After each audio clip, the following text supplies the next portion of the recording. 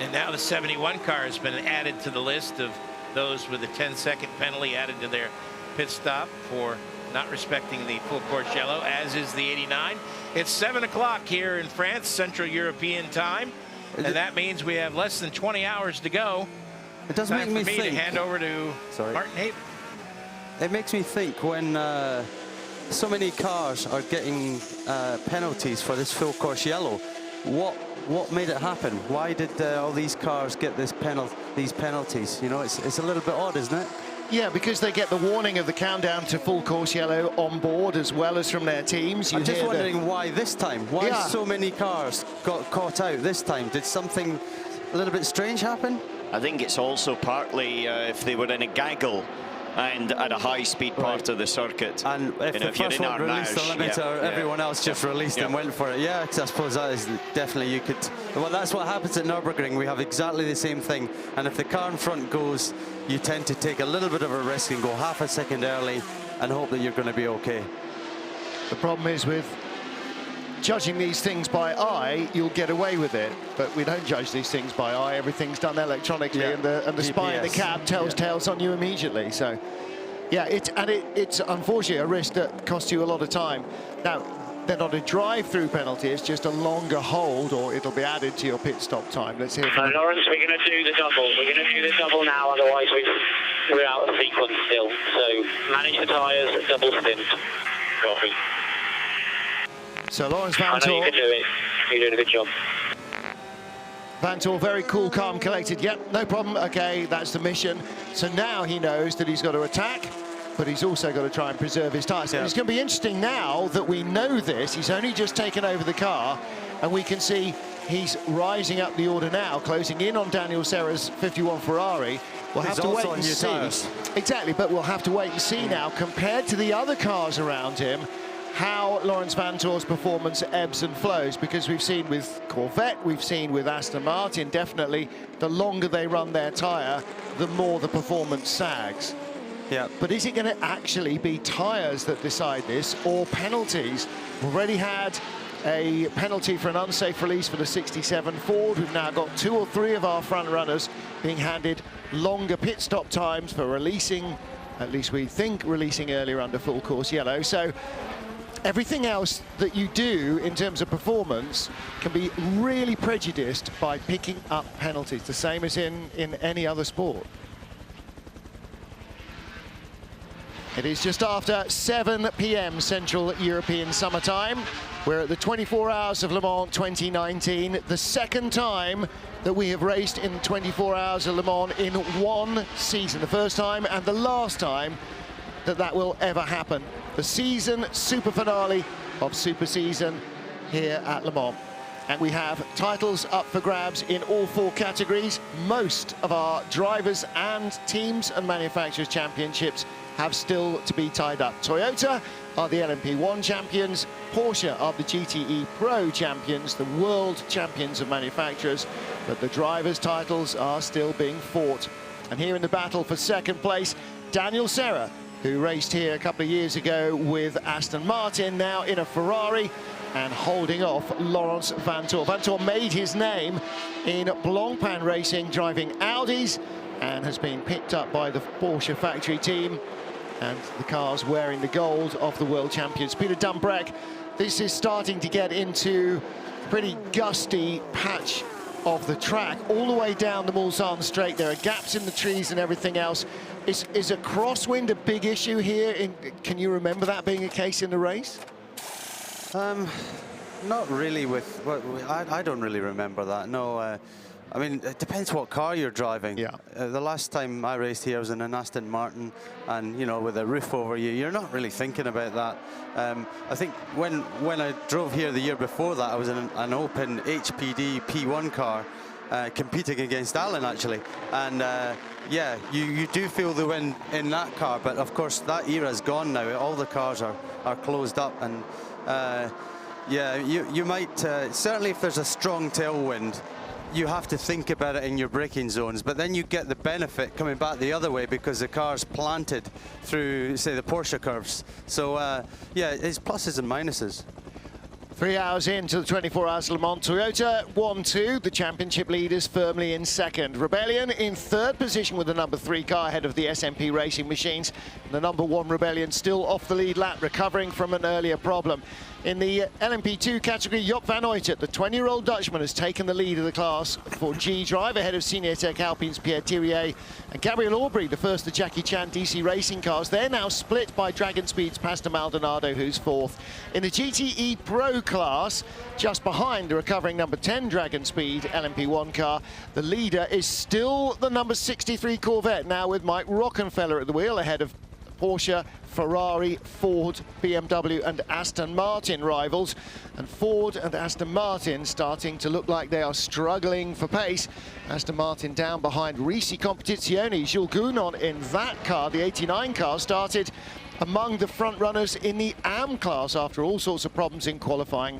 77 Dempsey Proton still leads AM from Keating Motorsports, the first private Ford GT racing here, private team, and WeatherTech Racing's Ferrari in third. TF Sports Aston Martin, the 90 car, now up to fourth place, ahead of points leaders Project One. But the 98 Aston severely delayed in its class, still running, but last on the 61 car leaderboard. A record entry here, Alan McNish, for the super finale.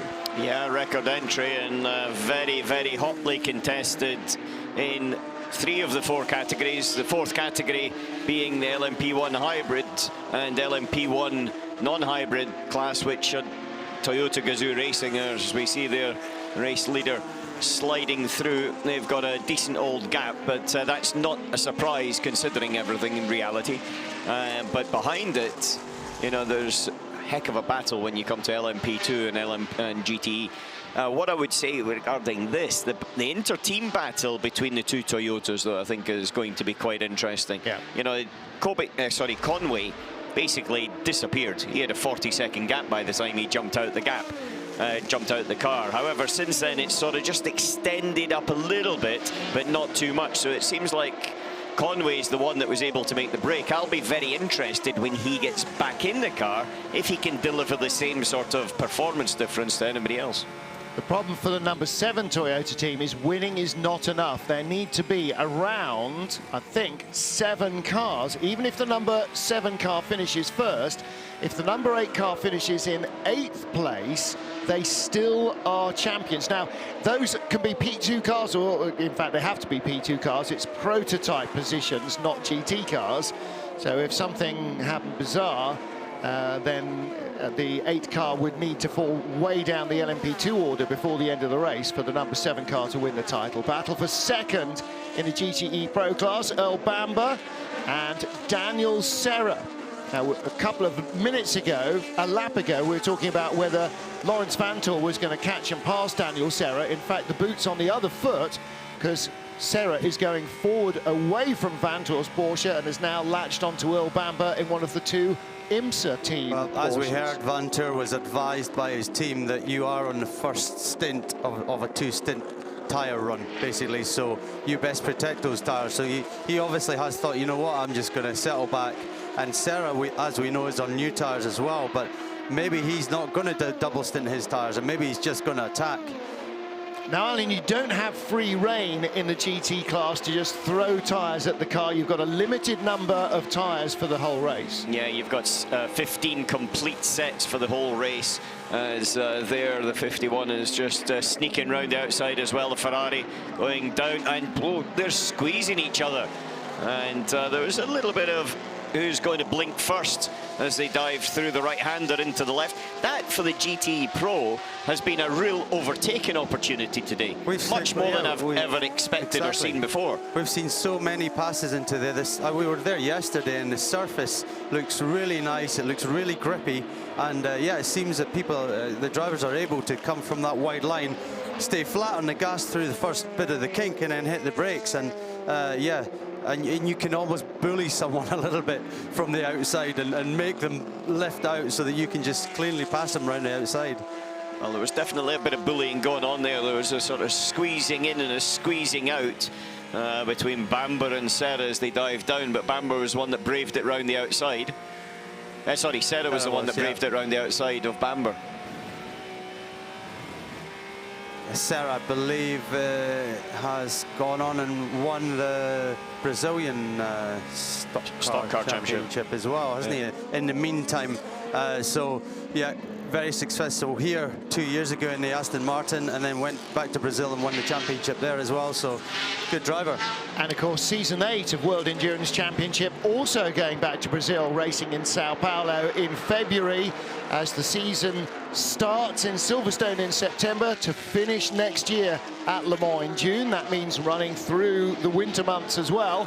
Luckily, it's not so much winter in February in the southern hemisphere as it is in the north.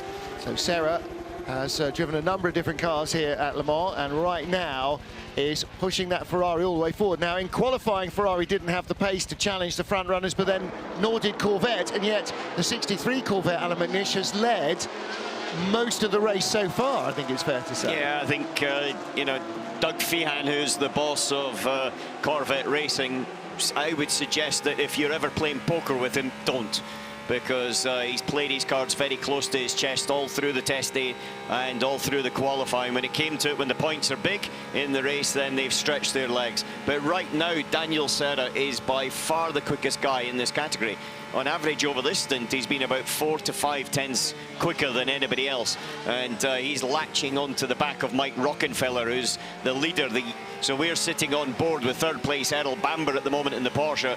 The Ferrari up ahead is Serra, and then just the next car ahead is the GTE Pro leader, Mike Rockenfeller, in that Corvette. Two of the three drivers in that white Porsche with the red and white Brumos livery tribute, of course, are outright winners for Porsche, Earl Bamber and Nick Tandy. Well, let's get down to the pit lane. We've seen the 4 factory Fords, but for the first time ever, Duncan Vincent, we've got a GTE AM privately run Ford. How are they doing? We certainly do, Martin Haven. Thank you very much. A privately run GT Ford is fabulous, and you're currently second place, Bill. You must be delighted. Oh yeah, it's going great. I mean, we get so much support from Chip Ganassi Racing and Ford, along with the normal Keating Motorsports crew. So it's really good run. Obviously, there's a long way to go. But I mean, how's the mood in the camp? I come in here, the guys are all smiling. Everybody looks happy. Well, so far so good. Everything's gone smooth. We have a little bit of nose damage, but I don't think we're gonna have any. Hopefully, we'll just click these laps off. We do this back in the U.S. in the IMSA series, so I think we'll just keep clicking the laps off overnight, and hopefully we'll have a good run. You see, you're getting a lot of help from Ganassi next door, so much so that there's an actual hole in the wall there for easy access. Yeah, exactly. I mean, they've been big help with this whole month and leading up to this race, and we've worked with them quite a bit back in the U.S., so it's just really good to have it all work out. It's fabulous to see you here as a customer. Hopefully see you back. Yeah, I hope to be back. Thank you. Thank you. Thank you, Duncan Vincent. Yes, great to see finally a Ford making into the GTE AM ranks, because that's for private teams, privately funded individuals, a lot of Pro-Am racing in that category, and they can use cars that are up to 1 year old. And of course, the Ford is now in its 4th and final season of its development. It is just a little bit of an update on the car that actually provided the fastest lap in qualifying, but was taken away due to their next driver not stopping at the weighing bridge for technical scrutineering. They've just done now, the last 2 laps have been 2 and 3 seconds quicker than anybody else in the field. That's the Graf Racing number 39 with Capillier at the wheel. And Capillier is in 8th overall, but I tell you, with that sort of pace, then they're going to be, I would say, getting up 2 or 3 places quite easily in this particular stint.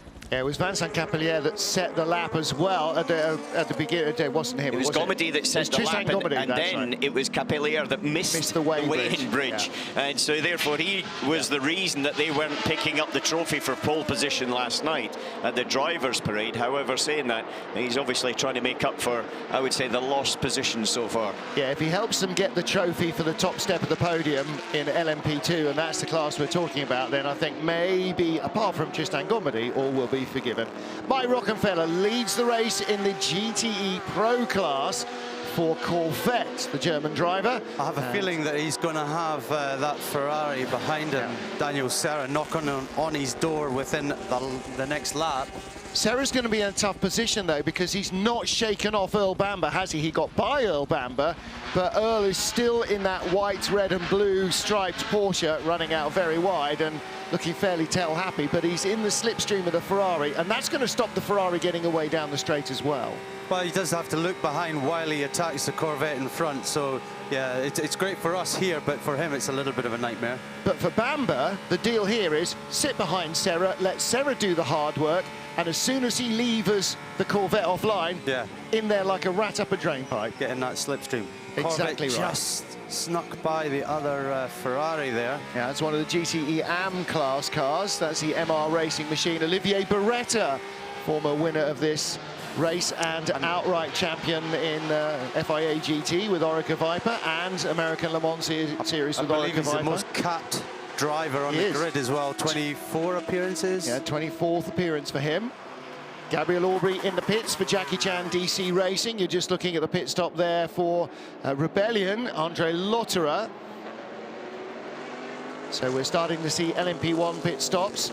And apart from the top 3 in LMP2, those guys are coming in, which means that in a couple more laps, the rest of the P2 field will have been and gone. And a great view of the 51 Ford of Daniel Serra. Daniel Serra is the long-distance addition to this crew, isn't he? He did Sebring this year, the 1,000-mile race at Super Sebring. We go back there again in Season 8 of WEC, and he's doing this race. Job van Uytert, the LMP2 leader, came out of the pit lane, and on the outlap there's a big group of Dutch fans right on the outside facing pit exit at the Dunlop curve. He had a little wave to his dad who's in the crowd on the outlap, and off he went.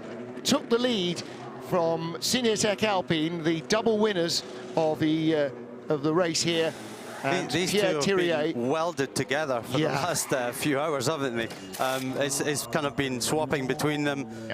Let's see who does the quickest stop.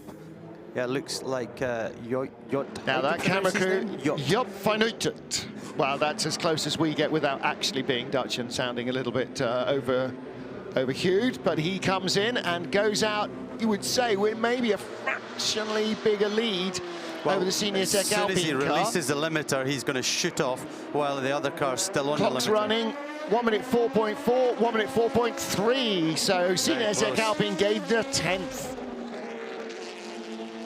Now, new rules this season. Oh, that was close. It was close. Instead of 2 men and 1 gun, you can have 4 men and 2 guns changing tyres. And critically, you can fuel at the same time, and you were never allowed to do that. Had to be fuel first, nobody else over the white line. Well, let's get down to hear from Duncan Vincent and Nicolas Minassian, a former race winner here, but he is now with his team boss hat on, Duncan. Yeah, the team boss for IDEX Sport, Nick Minassian. Nick, you were just looking over the pit wall as the car was coming past you. You look at, it was almost like a concerned look. Is everything okay? Yeah, everything is fine. We're just making some checks, you know. We always want to cover any area before anything happens. We just wanted to have a look at something, and then I've got the answer I wanted, so that's all good. Okay, you've been in this game long enough, you know. You're going to have to tell me what it was you were checking. I'm not going to tell you. You know, Alan McNish, Jamie Campbell-Walter, they're giving me grief in my ear. You need to tell me. I won't tell you. They would understand, you know. Now, you know, we're checking some stuff that is the things that I don't want to talk about. Wow, this has been really, really good stuff. Good fun interview. But I mean, you're still enjoying being a team boss because it's very time consuming, isn't it? Yeah, but you know, when the passion is there and you love, well, you know, you drive or you're on this side, that's what I love doing, you know. Being here and seeing looking after a competitive car with a fantastic crew that we have, you know, is wonderful. Okay, it's tough, but it's great. So back to the things. What were the things in this stuff, you know? Would you rather be driving, though? Gosh, they must be pushing like crazy on the other side to know what's happening, you know? No, I won't tell you. Okay, would you rather be driving, though? There's a good one. Yeah, it's easier. Yeah. Yes. Okay. I do miss it. It's, you know, I will always miss it. But there is a time and a place to do one thing and a time and a place to do another. And right now, my time is here. Nicholas, thank you very much. Thank you very much. It's been good fun. I would love to come back, guys, and I will find out what the things and the stuff is. But there you go. Didn't give much away. Good chat, though. Have to take him tunnocks. That's always good bribery. Lead battle continues in GTE Pro, and it's not a 3-car train anymore. It's a 4-car train. Mike Rockenfeller, the yellow Corvette. Of course, a red Ferrari, Daniel Serra. And now Earl Bamber with Laurens Vanthoor slipstreaming up behind. You can close on the straight without burning your tyres up 1 iota. Yeah, I think Vanthoor's playing this really well. You saw him sort of lift out and back out a bit because he was using his tyres very hard. He was doing very good laps, overtaking. And then he reached the back of Serra, and then he got the information from his team saying, right, you're going to do a double stint on these tyres, therefore just take it easy. But yeah, he's actually right in the fight. This is fantastic, isn't it? You know, over 4 hours into the race, and the top 4 are split by a couple of seconds. Listen, in another 19 hours and 30 minutes, I would imagine that they're going to be about this close as well. Maybe not exactly the same players, but I can't see anyone breaking away from this field and running away and hiding unless they get a massive assistance from a roll of the dice with a safety car falling their way. That's what happened last year. That is exactly what happened with the Pink Porsche got not once, but twice. It was separated by safety cars from all of its rivals. In fact, its closest rival was its own teammate, the Rothmans livery car. And once that is just about manageable. If you get 2 safety car jumps, you're basically 2/3 of a lap in front. And on pure pace, that ain't coming back. We can see the Corvette crew looking relaxed, the AF Corsa, the Porsche team as well.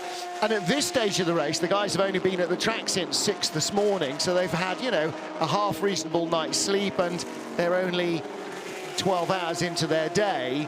But by the time night falls and we get past midnight, those guys, half the team will be napping in their chairs while the other have an eye on the screen just to make sure they don't get caught out as the car comes in. There's debris down at Mulsanne, but there's a battle for the lead in GTE Pro coming past our commentary box and out of the Ford chicane onto the main straight. Now, is this where the damage came from? The 50 Labra car and the that's the 69 Ford. Yes, and is that dive planes off the nose of the Ford? No, I think it's something off the legality box at the back of the Labra LMP2 car there. But it was also dragging something behind it as well, which looked to be attached to the right rear area. I wonder if somebody's run into him and that's the cable maybe for the high-intensity rear lights, because you have rear lights on the bottom right and bottom left-hand corner of the cars there. So the 50 car is in 19th place in LMP2. Erwan Kries driving that car, started by Nick Poole. And behind them is Henrik Enqvist in the ARC Bratislava Ligier, Henning Enqvist. And again, here is our lead battle in GT Pro. Just 1.5 seconds covering the top 4. High-class racing, having a really good run in LMP2 early on. And the high-class racing car, that bright yellow machine now dropped down the drop down the order now to 12th place with Dennis Anderson, their silver-rated driver at the wheel. Beg your pardon, he's not. He's still a bronze-rated driver. Okay, Laurens. Now we should just fuel save. We've got the leader in sight. Earl is doing some fuel saving. All of us are likely to do a double now, so just go with this pace, relax, and just follow the train for a bit. Let's just build a bit of margin for our fuel. One-word answer. Yep, got that. So Earl Bamber in the red, white and blue car and Laurens Vanthoor in the Porsche right behind him are both saving fuel. And actually, Daniel Serra has caught the Corvette almost, but hasn't started attacking it. I wonder if he's now also doing this. This is like when you're in the peloton on the Tour de France. You've got one guy in front. He's doing all the donkey work in the Corvette. His car is breaking the air for the 3 cars behind.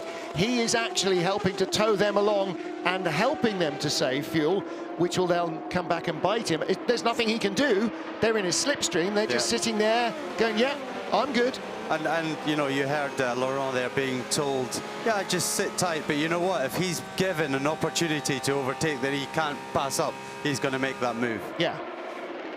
And that might come at any moment. You see the 37 Jackie Chan DC racing car coming up behind. That's going to start leapfrogging down the queue, and at some stage he might end up forcing one of the Porsches offline, or the Ferrari, or even the Corvette. Ooh. Well, he forced himself offline. Or himself, yes, exactly. Now then, both of you guys have raced prototypes here. Is he now, when he was coming into Indianapolis there, I mean, that's a heck of a speed, you need the grip. Was he struggling there in the wash of those 4 GT cars? No, I think he just was pushing too hard and just run a bit wide. No, I don't think the prototype's too badly affected there. It's a third gear corner, maybe second through that second part. So generally it's mechanical rather than aero grip. So yeah, but I think he's going to be in a situation where he won't be able to take all 4 of them at the one time. Yeah. So he's going to end up splitting those cars up. So he was coming up to Arnage. He'll want to jump by them before they get to the pits. Fernando Alonso is done and down. Tyres stay on. He has a full tank of fuel and a fresh drinks bottle. And Fernando goes out to double stint the second placed Toyota, but it is our championship leader. And don't forget, the trio of drivers in the number 8 car won last year's Le Mans. Fernando Alonso, Kazuki Nakajima and Sebastian Buemi. Well, that gaggle of cars has just come by our window, and he actually did make it by fairly cleanly, and all 4 are as they were. Yeah. Is that a collective of a Corvette, the Ferrari, and 2 Porsches? Is it commonly called a gaggle? A gaggle, yeah. I think that gaggle's probably going to be shuffled in order by the time they get round next time. So Jose Maria Lopez on the pit wall talking to one of the Toyota engineers. Now, he is the co-driver of the number 7 car. The fact that number 8 was in the pits at that stage, or just leaving, means that number 7 will be in at the end of the current lap. And Kamui Kobayashi, therefore, well, if he's not staying in, it won't be Lopez getting in, because by that stage, in any team, Peter, you'd have your helmet on, your hands device on, your gloves on, you'd be suited, booted, and ready to go with your seat insert. Absolutely, yeah. So we're getting, is this Laurent? Yeah. Who was told to just sit back, kind of torn up behind his teammate. He thought better of it. But again, Erwan Creed in the number 50 Labra prototype, he possibly just pushed Bamber offline a little. Not pushed him, but took away the bit of road that Bamber needed to keep the speed up. And so just for a moment there, Vantor was actually carrying more pace. But when it got to the position where he could have had a massive lunge, nope, not doing that. He doesn't want to be leading at 4 hours, he wants to be leading at 24 hours. And he doesn't want to make enemies of his engineers and back in the pits. I thought you were going to say of his teammate Bamber, but he doesn't care because he's racing in IMSA, and Lawrence Vantor will be racing in the World Endurance Championship. So, although of course all that might change before the beginning of Super Season or beginning of Season 8. Notice that little illuminated dial on the Toyota's fuel rig. Now, I don't know if that's a light as well to allow the driver in the darkness to make the fuel man in the darkness to make sure he gets it located completely on. But that would seem like another bit of belt and braces.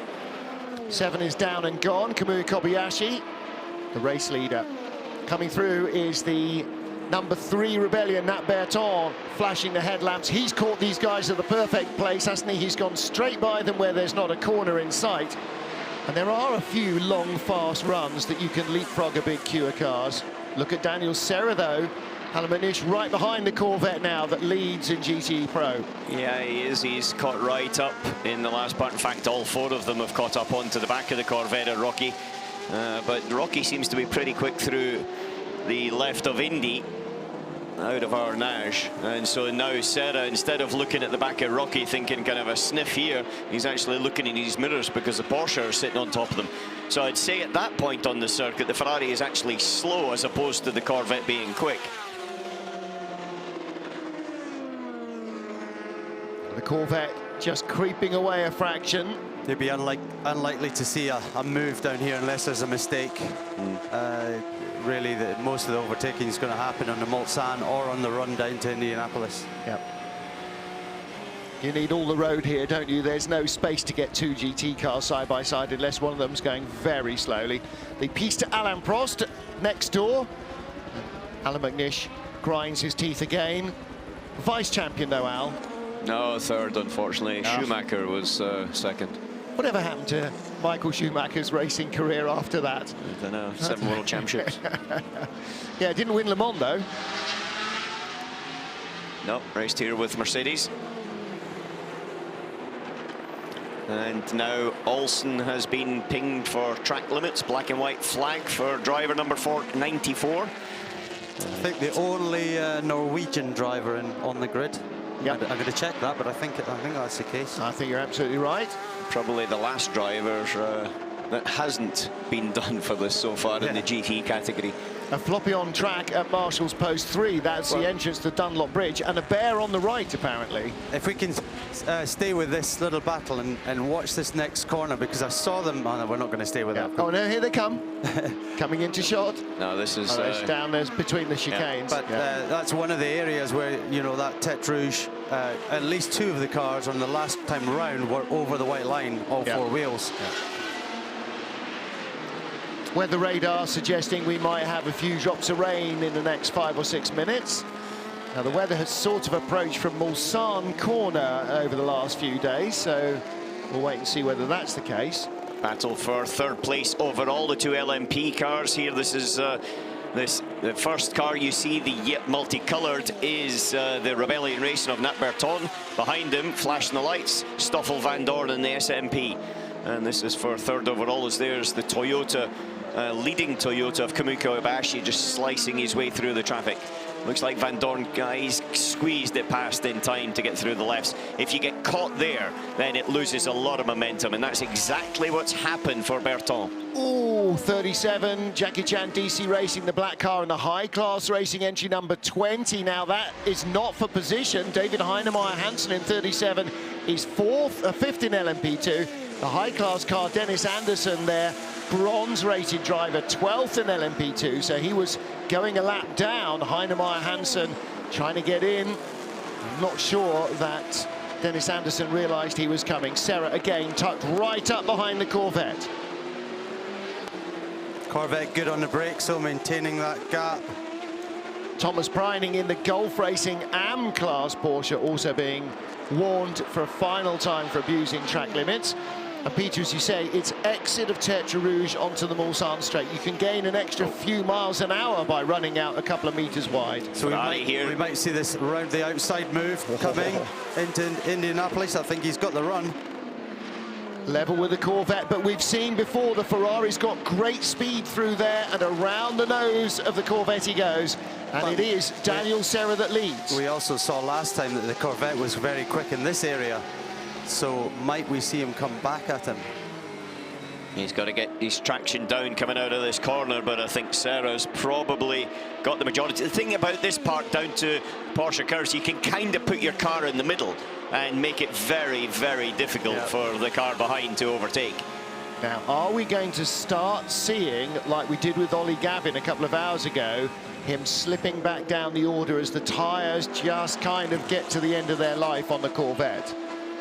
4.5 hours into the race, and we've seen now the first Ferrari leading, right? Yep. We hadn't seen, so they've brought themselves up from, come on, remember where they were. Well, like Corvette, they were all but invisible in qualifying and Yeah. practice, weren't they? I mean, certainly the 64 car had all sorts of woes in the Corvette camp, but 63 wasn't that strong in qualifying either. And spoke to them on Friday. Into the pits goes Earl Bamber. Let's get down to the pit lane with Duncan Jarvis. He's at another GT Pro team from America, Risi Competizione. Now, Duncan Vincent's got Oliver Jarvis here, and first of all, you look lovely in French blue. Now, Barbara asked me to say that, but the whole Risi thing, it seems to be gathering the momentum now. Unfortunately, you just had to have a 10-second stop penalty to go on the pit stop. But you guys are on the back foot from qualifying, but it's making progress. Yeah, we've had a very difficult start. We didn't get many laps in the pre-test. It was a brand new car. Again, had a few issues when we arrived here this week, so didn't get many laps again. But every time we get in the car, we're making progress. And, you know, unfortunately, because of that, we're learning now in the race. We're starting to we've gained a few positions, but it's the first time we've ever been on double sin tyres. You know, we're still not didn't get much time to work with the car, so it's hard going, but we're making good progress. Are you enjoying being in the GTE class, coming from the P1? Yeah, it's great fun. You know, I have a lot of respect for the GTE guys. It's one of the toughest classes, and this year I think it's, you know, phenomenal field. You look at the moment, 4 or 5 cars within about 2 seconds, so some great racing. I just wish we were a little bit further forward. Yeah, it must be frustrating because ultimately you're doing your testing in the actual race. Yeah, I mean, yeah, we could have certainly done with a few more laps, and hopefully, you know, we can claw some of it back and get a good top 10 and salvage what we can. But you know, we're going to keep pushing. We're not out of it, and you know, we're all going to drive flat out and give it everything we can. Oh, cheers, mate. And Barbara, thank you very much. Thank you. Thank you. Thank you to Duncan Jarvis and Oliver Vincent, or Duncan Vincent and Oliver Jarvis, as it probably was. Barbara Burns, the voice in the background, the veteran PR for Risi Competizione, Giuseppe Rissi's car. I think that's the first time that the team has ever run anything other than a red car. 51 in the lead, Peter Dumbreck. Where did that car start on the grid? You've counted back. I think I've counted back correctly. 12th on the grid. Sounds about right. I don't think either Ferrari was in the top 10 in qualifying. So that's impressive. So Daniel Serra, a very worthwhile addition to the world champions last year, James Collado and Alessandro Pierguidi's number 51 of course, a Ferrari. Blue flags being waved left, right and centre, because behind that Porsche that's fresh out of the pits is Joop van Uytert, the LMP2 leader. He still leads, and Roman Rusinov, beg your pardon, has taken over that car. So it's Rusinov that leads in LMP2 for G-Drive. Let's hear from Porsche. Okay, you can continue doing the fuel saving like you've been doing for the last few laps. So minus 0.4, then we'll be able to do the extra lap. So now we just continue, sit in the tow, get the lap time from there, and save the fuel, get the extra lap. I bet his answer is copy. All right, we don't get it, but we guarantee that his answer was copy. That was very straightforward, very succinct, Al. You're doing a great job. Carry on doing what you're doing. But he is doing a great job to be able to get the extra lap and also just to hang on to the back. 1.5 seconds he's off the lead battle at this moment in time, and that's just enough to be sitting there in the slipstream, not stressing anything at all, and gaining a tactical strategic advantage.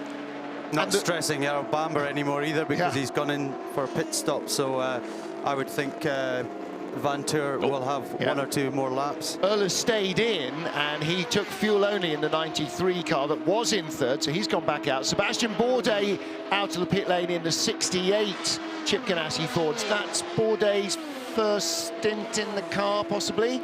Not sure. But up to fourth and fifth now have gone Scott Dixon and the delayed 67 car of Andy Prio. They had an unsafe release penalty from a pit stop earlier on. So again, the Fords are producing some really impressive race pace. Yeah, they are. It is Bourdais' first time in the car, because it's been Dirk Muller that started and then Joey Hand in next. And now switching over to Dirk. Sorry, to Sebastian Bourdais. Yeah, one of 2 Le Mans residents in the race. Name the other, please, because I've forgotten. Anyway. Well, I was going to say, is that Le Mans Indianapolis? Right, let's get down to pit lane very quickly, because Duncan Jarvis is with Neil Vincent. Neil, you're about to jump in the car. Thank you very much for your time. What's the thought? Because there seems to be a little bit of weather heading our way. Have your radars picked it up?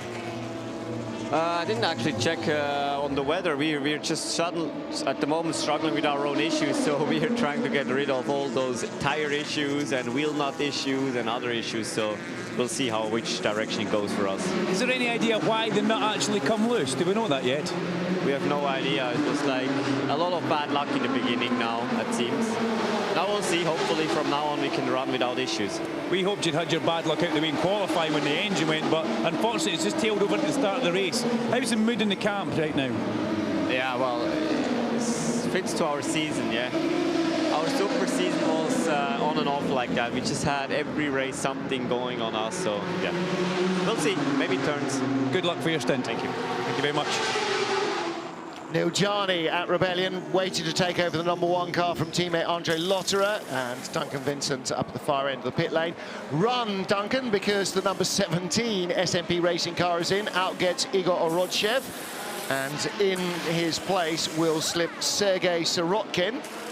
Third driver of that car is the man who started it, Stephane Sarrazin.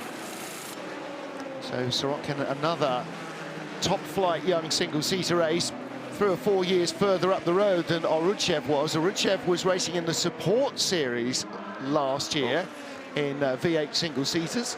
Yeah, and just at Porsche curves then, the number 98 Aston Martin's got a bit of a problem, stopped out in the circuit. Paul Dalla there, we see him there. Yep. As he looks if he's gone into the gravel, and that's on the escape road down into the Porsche curves. That's actually the old track as you went through the Maison Blanche. Yep. And so I'm not sure how he's got there, but he's got there. He needs to turn right early.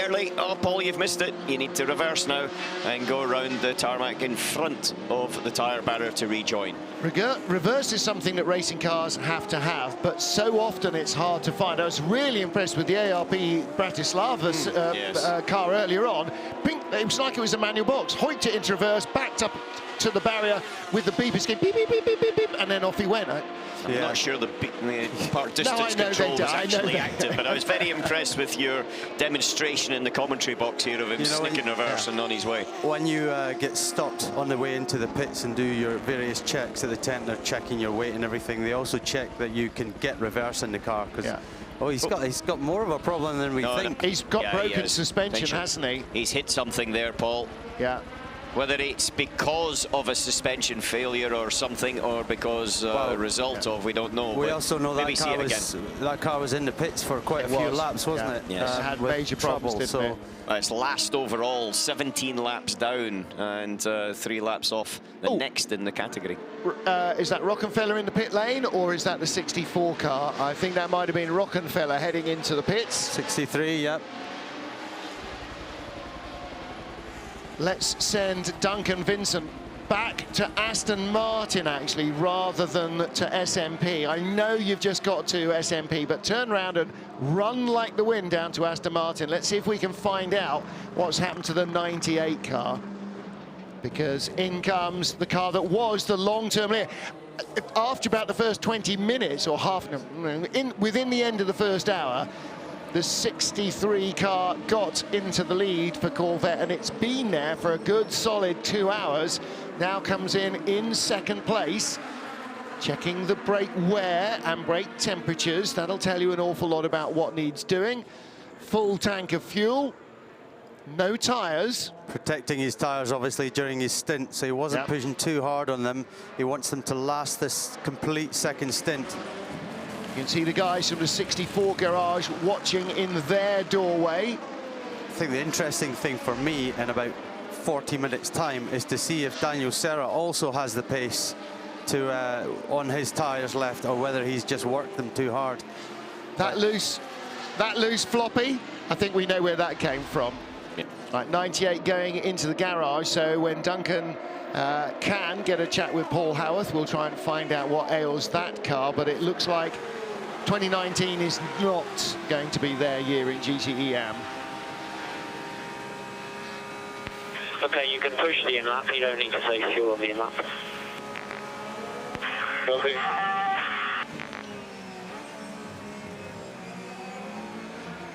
But saving a fraction of a litre of fuel compared to giving away 2 or 3 seconds on an in-lap, that's a no-brainer for everybody. If you've done a good job all the way through the stint, then hopefully your in-lap won't cost you too much.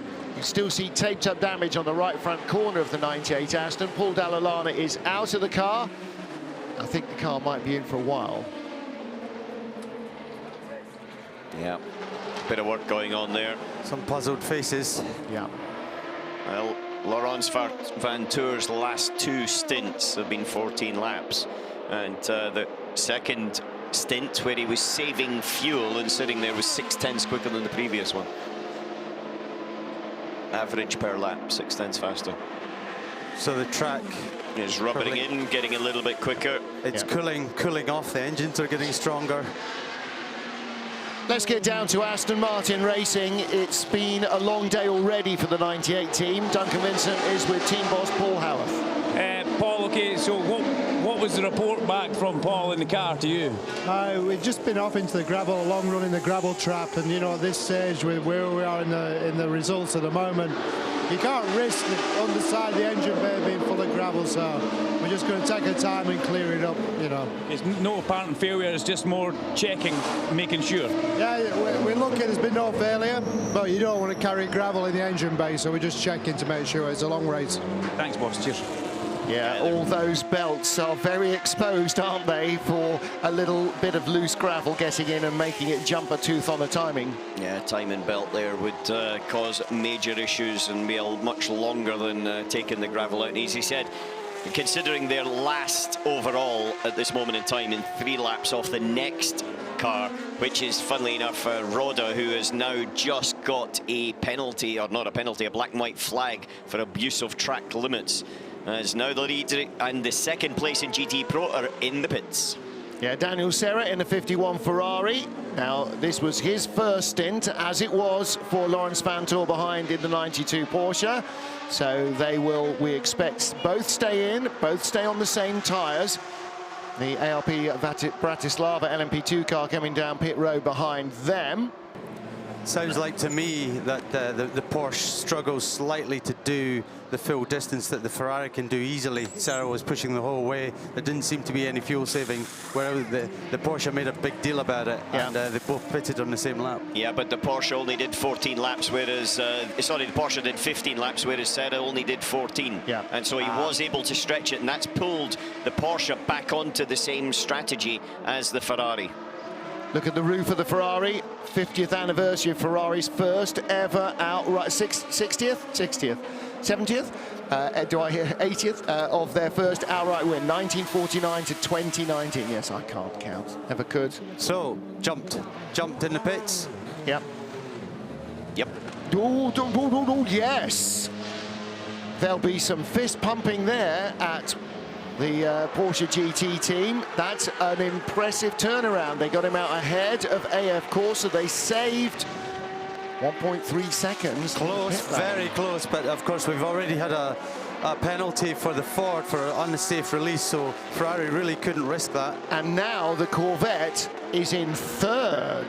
Dropped from first to third, yeah. Came into the pits leading the race, and he's now dropped, but the top 4 have shuffled around the order a little bit, but they're all very much within the same camera shot still. Well, don't forget, Daniel Serra had got by the Corvette, but the 2 Porsche drivers, Laurens Vanthoor and Earl Bamber, who was in front of him at that stage, didn't. They didn't make the effort to get by. They sat behind the Corvette and saved the fuel. Earl Bamber, though, has lost out most of all because he's now down in 4th place as off goes the number 3 Rebellion, the car with the correct coloured nose on. The number 1 car lost its nose earlier on. Gero van der Garde has been is being warned for track limits, but Stoffel van Doorn is with Duncan Vincent. Can you offer him a Tunnux for a bit of inside information at SMP? I would love to offer him a Tunnux caramel wafer for some inside information. Stoffel, first of all, how are things inside the garage? Of course, there are 2 cars running in the top 4. It's going very well for SMP. Yeah, it's been going well from our side. You know, when I got in the car, we had about 50 seconds delay compared to Rebellion, and we managed to close the gap. So, you know, I think in general pretty good. Not easy on the 4th stint of the tires, but we're managing. Yeah, so what were the tires like at the end of your stint? They were very tricky. I mean, I was struggling a bit in the end, but it looked like all the cars around us were, so same for everybody. So it's also your first time here at Le Mans. How are you finding the traffic out there? It's pretty challenging at times, but it's good fun. Thank you very much, Pam. Thank you. And there he goes. Oh, he's very sweaty. I wish I'd pat him on the back now. Charming. You're not supposed to tell tales out of school. Just info, Lawrence. 61 behind you took left side tyres. The Corvette and Earl took no tyres. So the Ferrari has 2 fresh left side.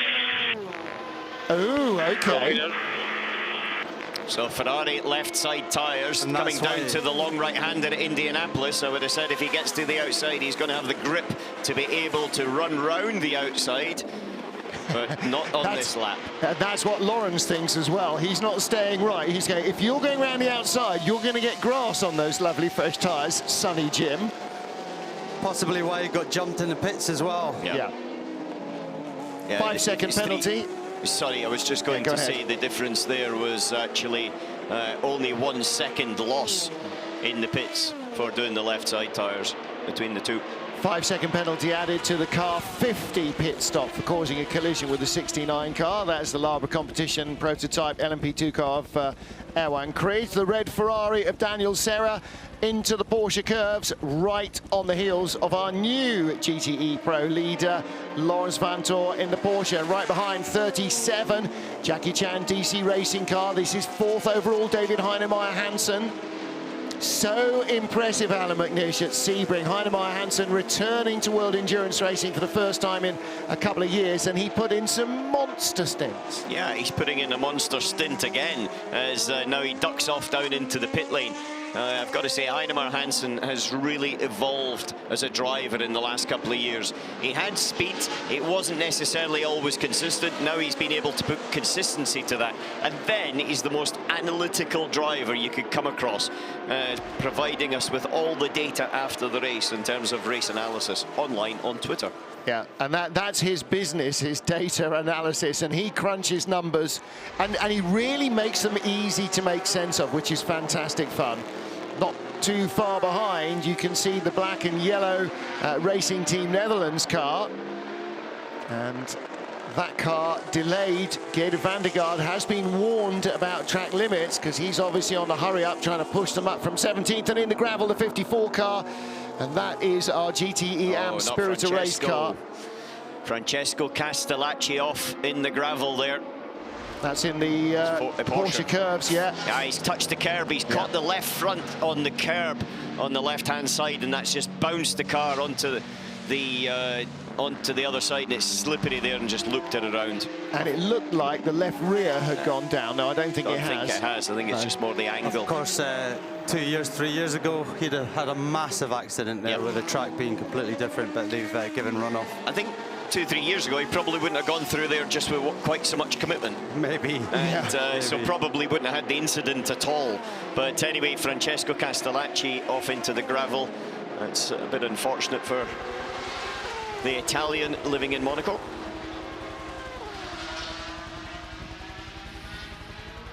Now it's going to be a wee while they, I would say, do a full course yellow. Now then, who is in the pit lane now? Oh, lots of LMP2 cars coming in. TDS are in from 6th, United from 7th, High Class and RLR are in, Labre are in. So they get the bonus if the full course yellow comes in while they're in the pit lane. It will definitely come in. The thing is, when there's a full course yellow, they close the pit lane as soon as it happens. Whereas if they can get in now, then there's an easy and free exit. But for these guys around the other side of the circuit, well, yeah, they can't do anything about it. That's the good fortune of a full course yellow. If you're at the right point onto the track, you can take advantage. Hopinton comes out of the pit lane, but will not release the speed limiter, nor will Neil Jarni in the #1 Rebellion, because the speed in the pits and the speed in full course yellow are the same. Out of the pits from 11th in LMP2 comes Panis Barthez, Julien Canal. Thankfully, the full course yellow hasn't affected this race going on. All 4 cars are together. Now this is where you find exactly how accurate your 80km/h speed limiter is compared to somebody else. If yours is a 1/4 mile an hour faster, you're going to creep up, and eventually, if it goes on long enough, you're going to start pushing the car in front. Different manufacturers have them set at different levels. As long as we are in the lead of this group, you do not need to save fuel. If a car passes you and we can't do anything, then we can save a little bit of fuel while in the tow. Copy. We'll finish that message for him. Copy.